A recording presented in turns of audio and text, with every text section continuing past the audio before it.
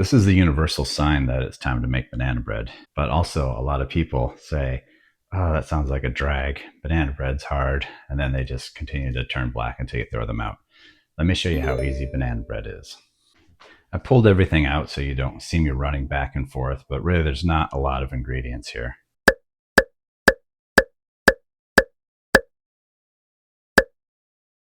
Now, there's two key points. Your eggs have to be at room temperature, and these came straight from the fridge. Now, why do they have to be at room temperature? Because you're going to crack these eggs into some butter, and if they're cold, then the butter's going to harden again and mess things up. So, how do you get your eggs to room temperature if you don't want to sit around for a while? It's easy. You just put them in some warm water for about 5 minutes. So, I got some water. I'm going to bring it up to about 100 degrees. You don't want it too warm, or you cook your eggs. And I just happen to know that 30 seconds in my microwave will bring it up to about the right temperature. Now, the other thing you need is this butter at room temperature. And I literally just pulled this out of the freezer.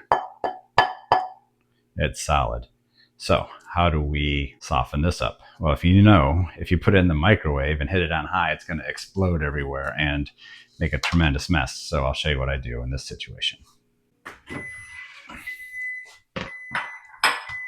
That's the microwave. Let's see what the temp is. 102. Perfect. So I'm going to take these eggs and put them in here for about 5 to 10 minutes, but whatever. So I'm going to take this butter and cut it into smaller pieces, which will be interesting since, like I said, it's frozen solid. So will it cut or will it shatter?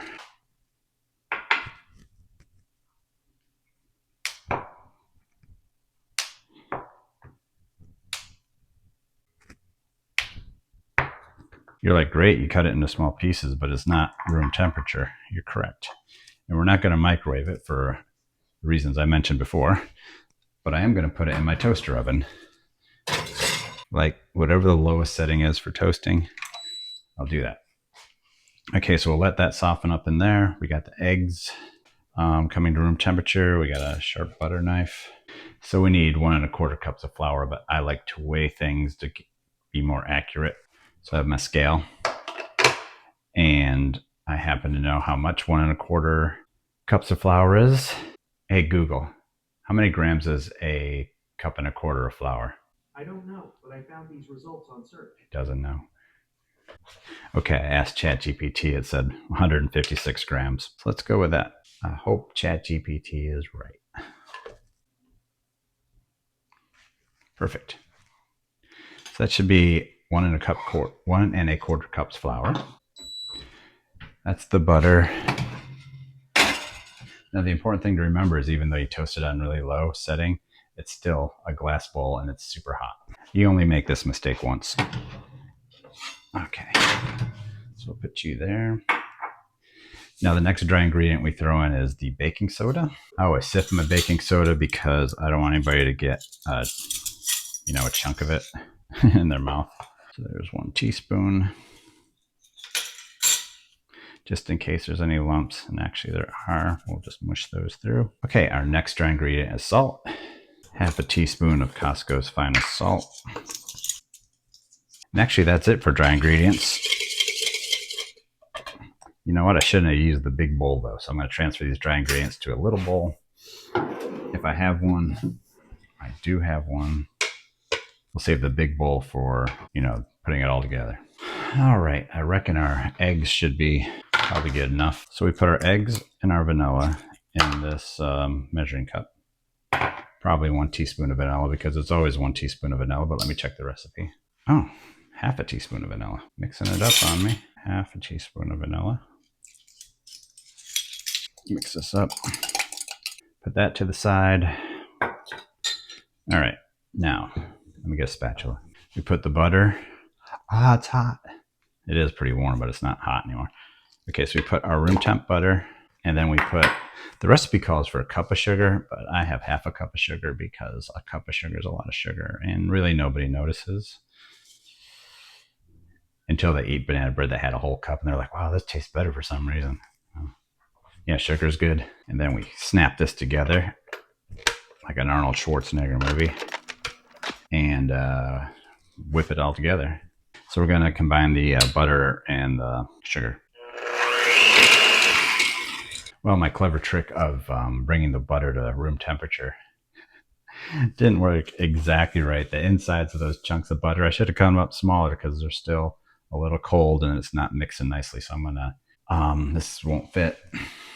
But my big oven has a bread proofing mode, which brings the temperature up to like 90. So I'm gonna stick this in there for a couple minutes. Actually, I need some more butter to grease this pan. So I'm gonna do the old toaster oven trick again, except this time I'll just let it melt all the way. It's a small piece, so it should melt. I'm also going to use this lull in the action to peel 3 bananas. You know, to avoid this whole butter at room temperature thing, you could just plan ahead and pull the stick of butter out an hour early. Work with what you got. Okay, let's retrieve the butter, remembering that it's hot. We put it into here.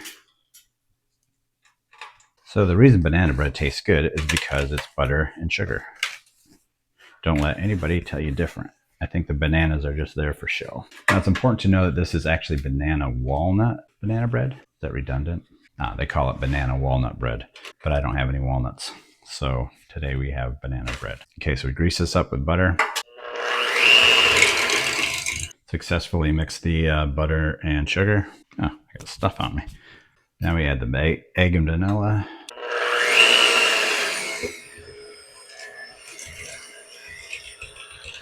I don't like to waste anything.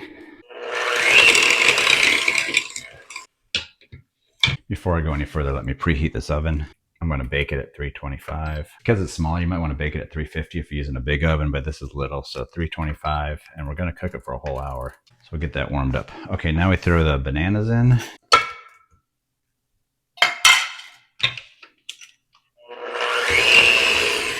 So one thing about the batter at this point is it doesn't look very attractive.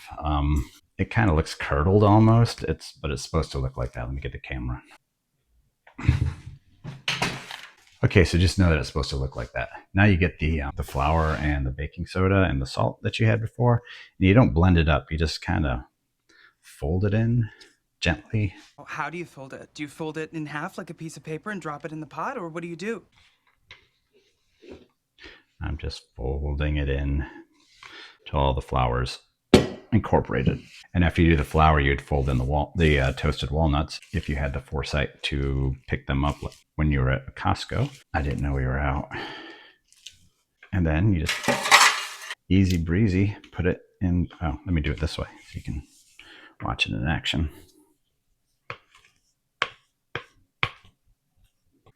Okay, that's hard. Let me do it the way so I can see what I'm doing.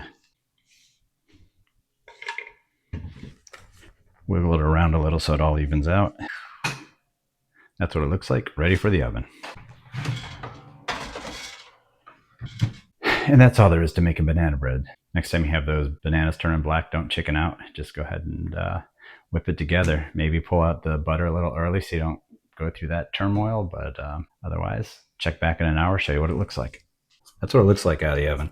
I let it cool off for about 20 minutes or so, hoping that it'll come smoothly out of the pan we greased with butter.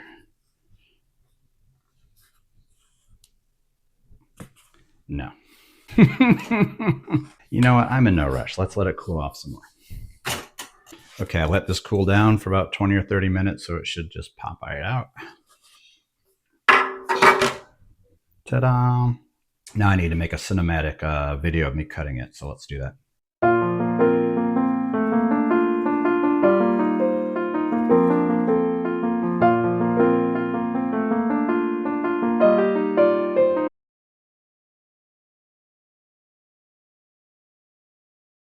That your rooms have to be at 8.